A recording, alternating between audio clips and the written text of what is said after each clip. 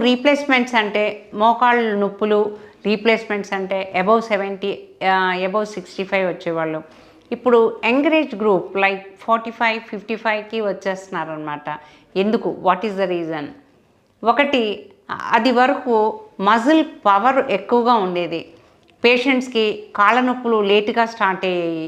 వాళ్ళ మజిల్ బలహీనత వచ్చిన తర్వాత వాళ్ళకి ఆ మోకాళ్ళ నొప్పులు, అరుగుదల అనేది స్టార్ట్ అయ్యేది. ఇప్పుడు ఆ మజిల్ పవర్ లేకపోవటం, ఎందుకంటే యాక్టివిటీ లెవెల్ తగ్గిపోవటం.